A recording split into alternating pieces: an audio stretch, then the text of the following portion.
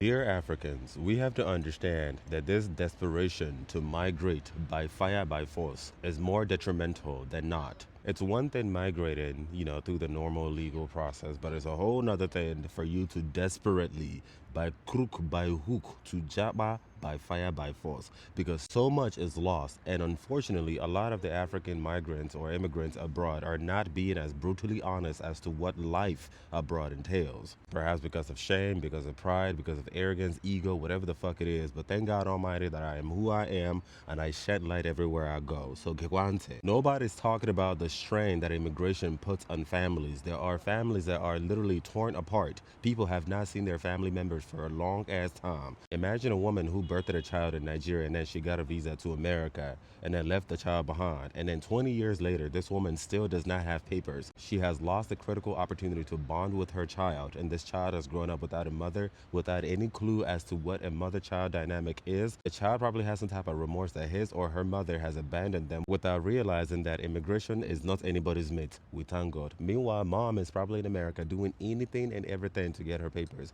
Probably running from one husband to another because she's looking for papers, collecting every type of domestic abuse. Because I'm going to tell you right now, one thing that a lot of these African immigrants love about women abroad or women who do not have papers. A lot of times these men will run you down. Don't even get me started with some of the stories that I've heard. When I tell you, Chad, some of the things that African women abroad go through, bro, Chineke now. In the hands of a bunch of shit men who know that they can do anything to her because she has no papers. And the worst part of it is that these men have the audacity to do all these things because they know that she has no one, no family, and no legality whatsoever. And many times children are born into this loveless mess, constantly having to see their parents fighting because there's no love. We thank God. All kinds of fuck shit that she has to endure in the hands of all these shit niggas doing any and all kinds of odd jobs to survive.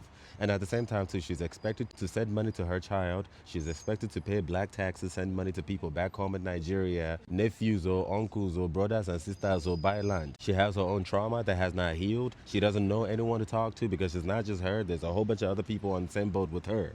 And it's not just her, probably her own siblings. Maybe she came to America. Maybe another sibling went to Canada, another one UK, another one Italy, another one France. And these people on the exact same boat, struggling as hell, learning new languages and having to navigate a country that is very foreign to them, that is not created for them, dealing with all kinds of fuck shit. Maybe this sibling is in the UK dealing with horrible marriage. Another sibling is in Italy looking for papers. Another sibling is in Canada. Maybe that one is gay and in the closet and he doesn't know anyone to talk to. Maybe another sister is in Australia. That one is lesbian. She doesn't know who to talk to. Chineke na. Even people who are prostituting themselves, men and women who are prostituting themselves. If you don't know, you better know. A lot of people who live here abroad are selling their bodies just to make ends meet. This is more common than you realize. Of course, this is not everybody, but I'm also talking about the people that this affects a great deal of. So you don't go on social media and see that your secondary school bunk mate that's now in UK flashing iPhone 17, wearing Rolex, yet he does not have papers. My dear, sometimes it's because he's selling bola and nyash. They will not tell you the truth because they don't want you to laugh at them. Nobody wants to collect laugh. And then you have all these cousins raised apart, siblings that used to once upon a time get along. They no longer have association with each other. Years and decades have gone. Families are just broken. All we now know is that, hey, I have one cousin in Italy. I have another cousin in UK. I have one cousin like that inside America. Or my sister lives in New York or whatever, but you haven't talked to each other. There's all kinds of wounds that are not healed that even gets much bigger and deeper as you get older. We're not talking about those things enough. And these are in part things that create envy because from the outside looking in, when somebody looks at that person that has jackpot, the person, my cousin is in America. Every time on Instagram, they are flexing. Or there's somebody will look at me, Uche is in Paris, he's in UK, he's in this and that. But you don't know what me I'm collecting. My dear, I'm paying for everything. And I'm not just saying financially. Oh. My own is that I'm raw. I've given up. I've given everything. I've surrendered to my creator. I understand that this is my job. This is my purpose for me to bring that light, bring that. No problem. But from somebody's perspective, I'm a fucking loser. Dead ass, dude. Like, I'm broke as shit, okay?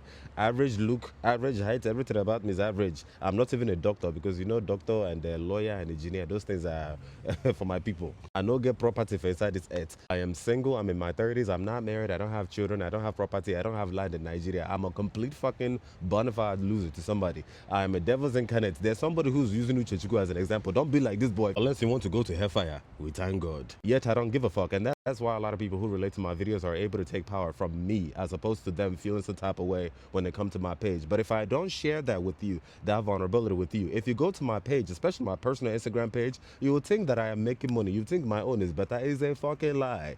Everybody's collecting their own, and I wish everybody was being honest, being vulnerable, and transparent so we can see that human is human.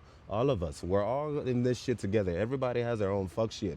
Migrating to America or the Obodo, I'm not saying that those things are bad. Shout out to everybody who's able to make it. May God be with you as you go to where your destiny is meant to be. But understand that it's not necessarily better. It's just different, okay? Remember, the devil was cast down to earth, okay? We're all inside it. America is it. UK it. Italy it. Canada it. Nigeria it. The devil's walking around looking for who to devour. If you cannot find peace in your home country, you will not find peace when you migrate. Dead ass. So this whole mentality of saying that your life is not better until you go to Obodo Yibo, you go to a Western country, is white supremacist. We need to cut that shit off. Because what will happen, the first time you get here, you see white people, you think that they're angels. Why? Because Jesus is a white man. So therefore, white people are also angels. We thank God. Look at Nigerians. I see you people. And that is code, which is better than the hits that you have been collecting inside Nigeria. Even though this code equals vitamin D deficiency, we thank God. Everything is so beautiful and so nice.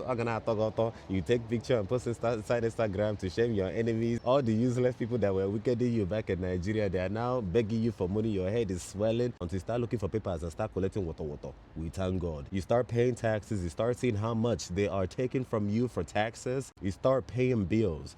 Rent in America is every 30 days.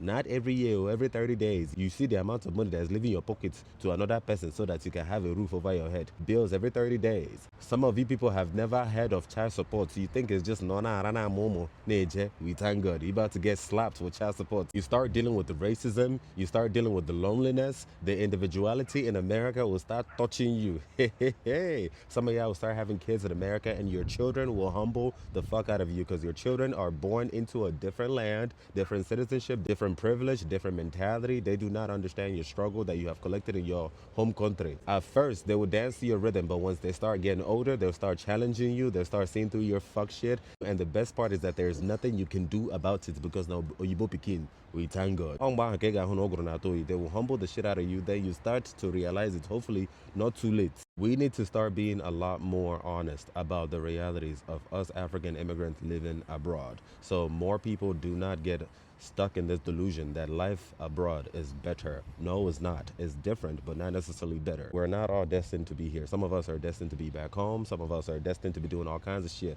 Just because somebody's a doctor does not mean that they're successful. You can be a doctor, but broken on the inside, dealing with all kinds of depression, low self-esteem, and all kinds of shit. Money does not buy happiness, and being a doctor does not necessarily bring money. Your desperation for validation, for accolades, and all those things is indicative of poverty in the mind, okay? Which a lot of my people reek of, and it's time to start healing from all that shit. Also, we